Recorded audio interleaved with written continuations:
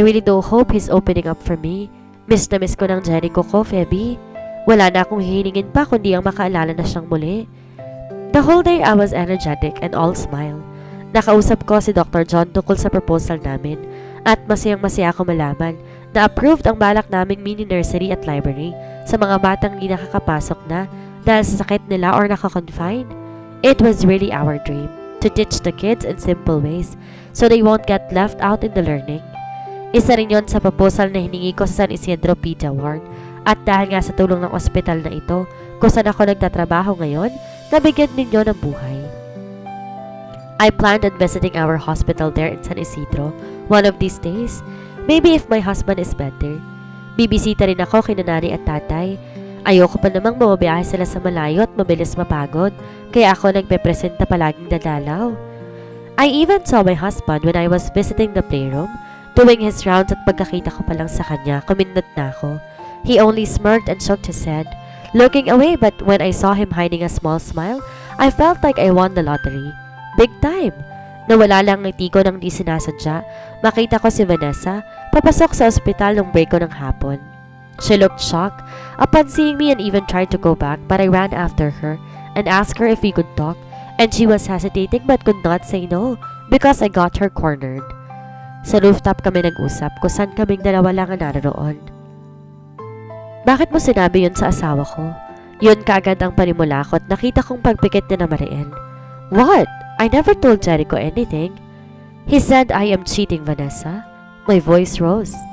And he told me clearly it was you who told him that it was you who told him we only got wed because of our parents. She looked stunned. She even tried looking away, but I spoke again. You know, I never forced him to marry me, Vanessa. Maraing sabi ko. Jericho and I, we were together for years. Who gave you the right to ruin my reputation to him? Nagmahal lang ako, Francesca, she exclaimed, startling me. Nang lugunin niya ako, nangingilid ng luha niya. Mahal ko ang asawa mo. Really? My voice turned colder. Would you really do that for love, Vanessa? Would you ruin someone else's marriage for the said love of yours? Huh? It was only him who made me feel I was loved, Francesca, she exclaimed frustratedly. Dean is the only man I have before, and you took him away from me. I never took anything away from you, Vanessa. Matabang kong sabi. You just did not give the things you had importance. Akala mo mga bagay silang basta man lang pwedeng kunin pagkatapos mong iwan? No! Umiling siya. Mahal ako ni Dean, please, Vanessa. Pagod kong sabi. Please don't do this, okay? Give yourself importance. You're not like this. You would not ruin our marriage just for the love of yours, wouldn't you?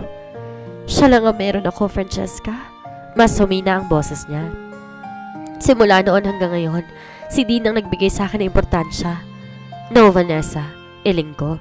Ikaw din dapat binibigyan ng importansya ang sarili mo. What you're doing now, what you're trying to do, ruining our marriage, brainwashing my husband, it's you throwing away all the importance and care you should be giving yourself. My family don't care for me, Francesca. Umiling siya. My dad, he's always busy. My mom and him separated and they gave me everything, but it wasn't enough. Dean is the only person who stayed with me, who cared for me, but... Hindi ako nakaimik. Naiintindihan yung gusto niya ipahiwatig.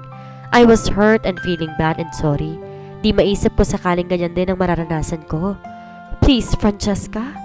To my shock, she took my hands, gripping it and started crying. Please, bigay mo na lang sa akin si Dean.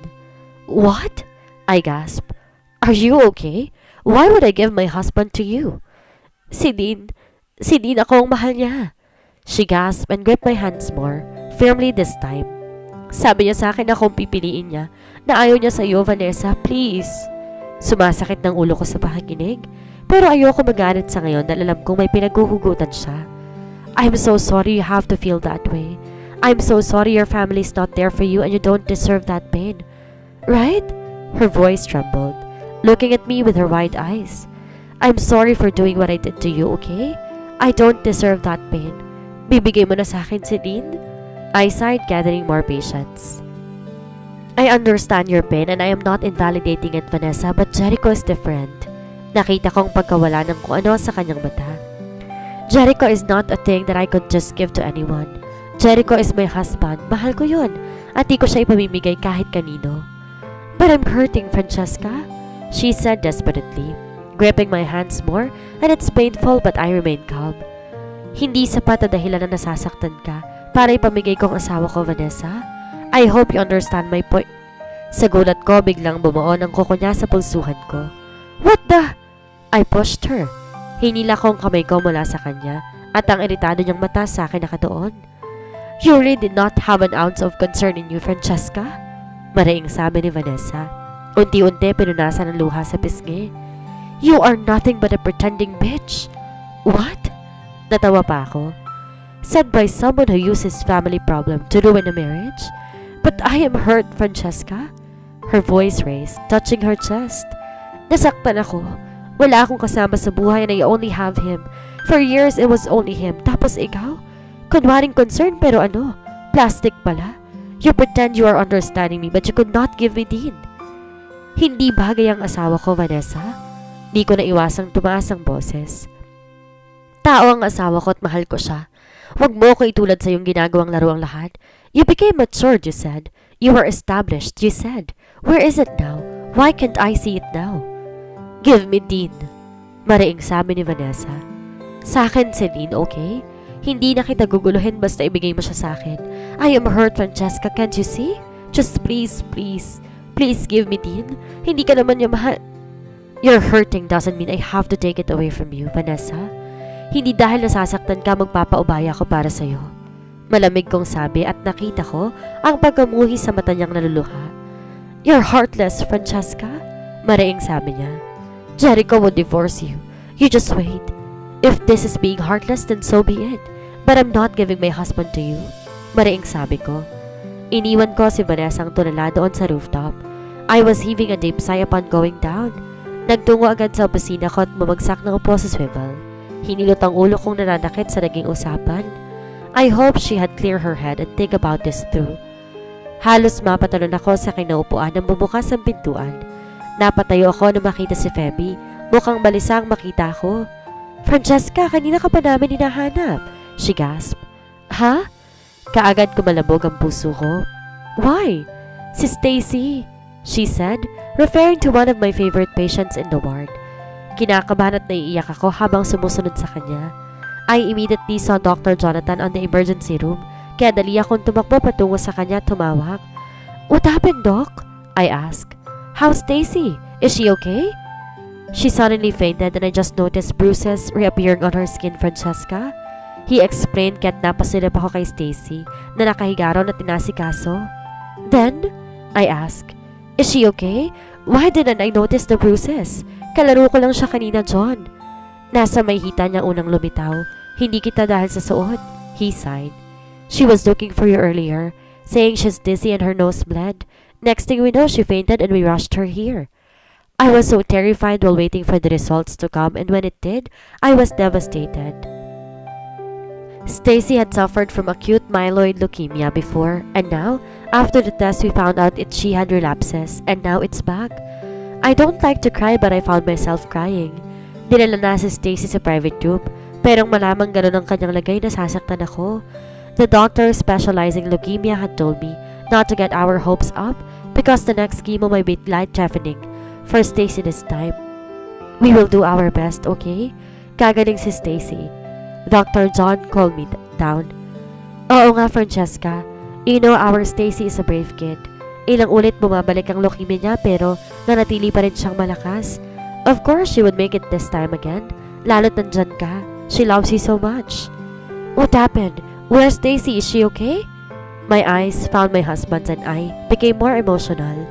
Nakita ko ang paglambot ng mata ni Jericho na makita ako at nang takbuhin ko siya, mabilis niya akong inabot.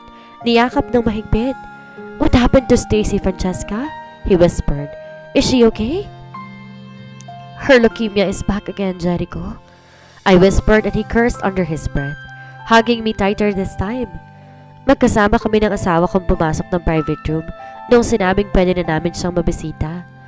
I was in the verge of crying again but I did my best not to. I was used to seeing Stacy well and cheerful, kaya ngayong nasa higaan siya at walang malay nasasaktan ako. She'll be okay. Nang hawakan ng asawa kong kamay kong nakakuyom, medyo gumanhawa ang pakiramdam ko. Tila gumagaan ang bigat sa dibdib. Tumango ako, pinikit ng mariin ng mata habang naglalakad palapit kay Stacy na mukhang anghel na natutulog lang sa kama. Saglit akong bumitaw kay Jericho para i-check ang vital signs ng bata at nakita kong asawang naupo sa gilid ng kama. Hinahaplos ang buhok nito. I did not even pay the kids a visit. Mahina man ang pagkakasabi ni Jericho, narinig ko yon kaya't napaisip ako. You remembered Stacy, Jericho? I asked and he nodded, still staring at the kid. Stacy's been here for so long, he said, but I did not have the guts to check on them since I couldn't remember anything. I don't want them to find out I don't know them. I am really not that close with the kids. Who says you're not? Na makita kong kuryoso yung mga mata, ngumiti ako at naupo sa tabi niya. The kid knows you. You're pretty close with them. Really? His forehead creased and I smiled, nodding my head. Yes, I wasn't sure when but they loved you. Baka naging kalapit ka nila na isang lambwan na inaalala mo ngayon o taon. Hindi ko alam but the kids call you their Papa Dean. I saw his mouth parted a bit. He brushed his hair. Kunot pa ang noo habang marahang tumatango. You mean I am close to Stacy? She is our favorite kid, mind you. I smiled softly. Unlike the other kids here, she doesn't have a family. She treats us as her own. She was even calling me her Mama Francesca. That is why, he said seriously, making me curious. When Castor informed me Stacy was rushed into the ER, I was nervous, considering I was not even that close with the kid. Baling ni Jericho kay Stacy. Turns out I am. Her doctor said her AML had a relapse, Jericho. It came back. I was just playing with her earlier, Jericho. May mga bisitang bata. Nandito ang parents kanina kaya si Stacy ang kalaro ko. We were just playing her dolls earlier and now, let's stay with her. I believe she will be fine, Francesca. Nagulat ako nang inabot ni Jericho ang kamay ko. I know it's hard, thinking it will be critical and risky for her, but you have to. We have to be strong for her. I nodded. Nangingilid naman ang luha at nararamdaman ko ang unti-unting pag-abot sa pulsuhan ko. What happened to your wrist, Francesca? Gulat akong sumulap sa kanya at nakitang salubong niyang kilay habang nakatitig sa pulsuhan ko at doon ko lang nakitang may bakat pa pala ng mariing hawak ni Vanessa doon. It's nothing. They look like fingernails.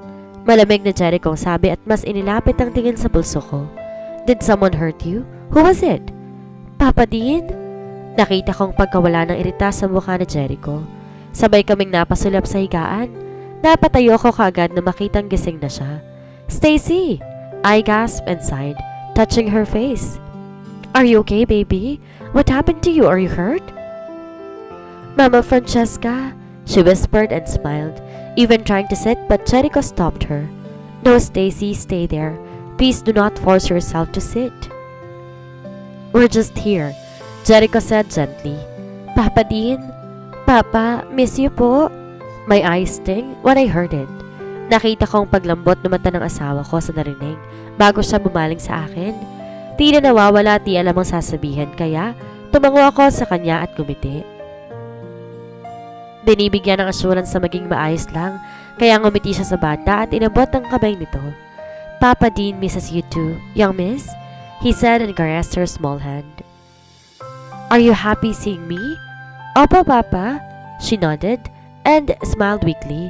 Si Mama Francesca po, lagi ka po nakikita? Ikaw din po, Papa. Kasi hindi mo binibisita si Stacy? My heart fell.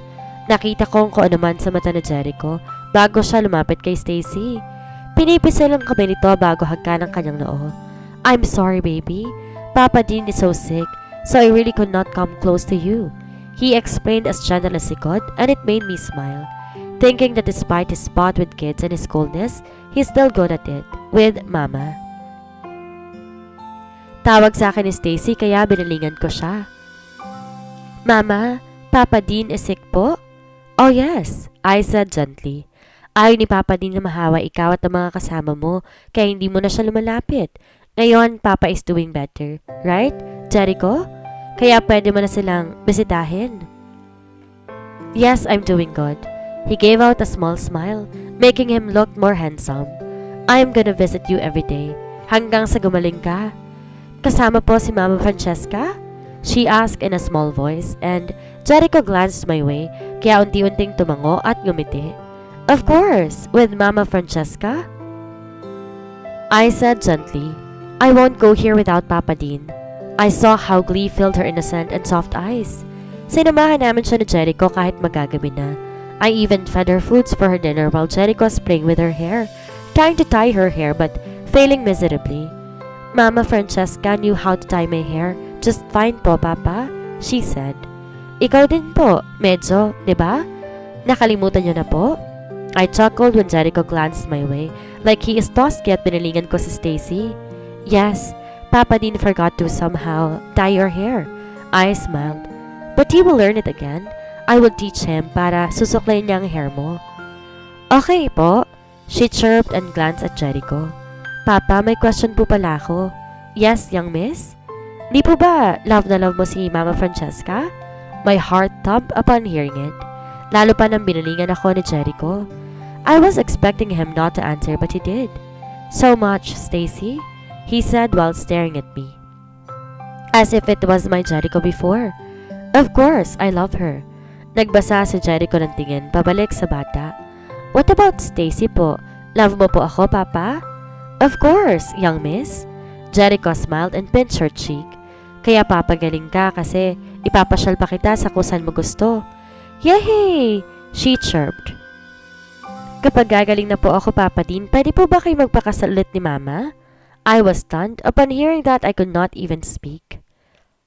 Nagbukas ako ng kwarto at gumiti sa akin si Feby at tumango. Hearing that, sinasabing okay lang at sinek ang nakakabit kay Stacy ang aparato. Jericho hummed. Kasi po, papaalam ka po sa akin noon dati po napapakasal ka po kay Mama Francesca. Sa malayo kasi po doon po kayo nag-meet. Gusto mo ako sama kaso bawal po.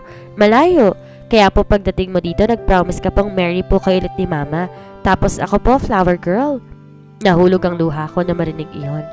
Nakita ko ang pagsulyap sa akin ni Jericho, kaya dali-dali kong hinawi ang luha ko. I said that?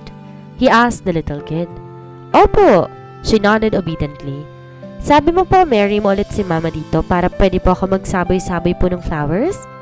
Jericho's mouth parted a little, glancing my way kaya kinagat ko ang labi para di niya makita ang reaksyon ko. Of course, Papa Dean would marry your Mama Francesca again, Stacy. Biglang nagsalita si Feby. Kaya bumaling sa kanya ang bata. Talaga po, Tita Feby? Opo, she grinned. You know, Father Jack is in the chapel tonight. Want to watch them getting married again? Nanlaki ang mata ko sa sinabi ni Feby, kaya binalingan ko siya. Umiiling pero natigil na magsalita na si Stacy. Yay! Stacy is a flower girl!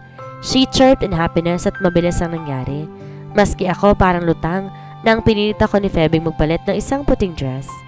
Jericho is wearing a formal wear kaya hindi na siya nagpalit. Mama, I made this po with the kids earlier. I lowered my head when Stacy asked me to. Nakita kong pagangat niya ng isang bilog na flower crown at inilagay sa ulo ko. Wow! I said in amazement. Super pretty ni Mama ko. She said happily and smiled kaya't niyakap ko na siya. Hinalikan ng pisngi. Feby took care of everything that fast. Si Castor dumating din. Inabutan ako ng pumpon ng bulaklak kaya natawa na ako. What's this, Castor? Your best friend forced me to illegally pluck flowers for you. He smirked, making me laugh. And of course, flowers for our pretty Stacy here. He gave her a basket of flesh flower petals. Tila lumilipad at wala pa ako sa sarili sa nangyayaring biglaang kasal ko no na sinimulan nila. With Stacy's doctor's permission, she was all smile while throwing the petals on the small chapel. Ready, best friend? Natawa pa ako sa sinabing yun ni Kairis na parang speed ata sa sobrang bilis makarating dito nang malamang may ganitong ganap ngayong gabi. Ready! I whispered and a soft song played when we got inside. Ang madiim ngunit sariwang bulaklak na amoy ng chapel sumasalakay sa aking mga butas ng ilong. Ang pare nasa likod ng mini altar, naghihintay sa akin sa kabilang dulo nito. Ang aking asawa, si Dean Jericho Falcon. Ang kanyang fresh suit na napakagwapo habang tinitingnan ko siya. Wala naman siyang gaanong reaksyon unlike before, but seeing him right now, waiting for me, it gives me nostalgia. Isang matamis na ngiti ang nawala sa labi ko, na makita ko ang kasiyahang refleksyon sa mga mata ni Stacy, na manghang-mangha sa mga nangyayari. "This is just for you, Stacy." Nang makarating sa maliit na altar at nakangisi si Castor, he was even the one to lift Jericho's hand in the air to take mine while Phoebe's taking pictures around, giggling with the mini event she planned. We had no one else here but us, my friends, the priest and Stacy with her nurse. When I touched my husband's hand, it was cold. Nang sulipan ko sa Jericho, nakita kong pagtingin niya sa paligid at pag-oobserba, kaya't nilapitan ko na at binulungan. "Jericho, sorry for dragging you to this," I whispered and caressed his hand. If you did not like this, then we can end. "I'm only doing this for Stacy, Francesca," ani at bumaling sa bata. "She wanted to see this, so let's do it, for her." Medyo kumirot ang dibdib ko ron, pero maliit na ngiti ang binigay ko sa kanya bago kami lumapit sa pari na may ngiti na sa mga labi. We could actually end it, but we were all shy to say that to the priest. We even bothered late at night, so we stayed and continued the ceremony. He did like what most weddings are doing, the talk, the quick sermon, and all. Unfortunately, before we could even get to the vows, Stacy had to leave since her doctor said she should not stay late at night, kaya't naiwan kaming ilan dito. Jericho is quiet the whole time, but I can notice his eyes staring at me from time to time. Tila malalim ang iniisip, nawawala sa sarili niyang mundo. When the vows came, I was nervous. Hinubad ko kaninang wedding ring namin ni Jericho, dahil nasa akin naman ang kanya magkasama yon. It was Phoebe who gave us the rings and my hands are trembling as I looked at my husband's eyes. "Jericho?" I started off and smiled. "It wasn't long ago when I first told you my vows. That's just 2 months ago, I guess." He stared intently at me, like he can see through me, and it made my smile more genuine this time. "Mahal na mahal kita, Jericho. I know it was hard and tough. You could not even remember me now and it hurts, but I know we can make this true. I just wanted you to know that you are the best. Best boyfriend, husband, and companion. You knew me well, Jericho, and for the years we've been together, we remained strong kaya ngayong nandito tayo sa lagay na to. Isa-isa lang ang pangako ko sa'yo." I took his hand. I was even trembling when I held it, but I stared at his eyes and heaved a deep and relaxing sigh. "Teen Jericho Falcon, mahal na mahal kita. Hindi mo naalala, hindi mo na ako matandaan. Ang mga pinagsamahan natin at mga alaala sasamahan kita. For better or for worse, I promise you I will be here. I will hold your hand when we are in this path. I will hold your hand until we reached our home again. I will never leave you. I will stay with you no matter what. No matter how hard and painful it will get. I will always be here, babe." Hanggang sa naging bahay mo ulit ako. Ngumiti ako ng malumanay. "Ito ang aking panata sa iyo." Sa nanginginig kong mga kamay, hindi nalaglag ng luha sa kaligayahan. Tinaas ko ang gintong band at muli, sinubukang ikulong kanyang daliri gamit ang singsing na dati niya nang suot. Ngunit bago ko pa man siya maisuot ng buo, nagsalita si Jericho. "No!" Natigilan ako sa narinig ko. Gulo akong nag-angat ng tingin sa kanya at nakita ko ang naguguluhang mga mata niya. "I'm sorry. No." "Jericho?" Basag ang boses ko. "I can't. I won't marry you again," sabi ni Jericho at inalis ang kamay niya sa pagkakahawak ko. Tumalikod siya sa akin at naglakad papalayo. Kasabay nang narinig ko ang pagbaba ng singsing niya sa may lupa. Parang nabasag, na parang bubog. Nasugatan ako. Nasasaktan na tila wala akong pakiramdam. At dito na po nagtatapos ang kabanata ng ating kwento. Sana'y muli niyo po akong samahan sa mga susunod pang kabanata. Maraming salamat po. Ingat po tayong lahat.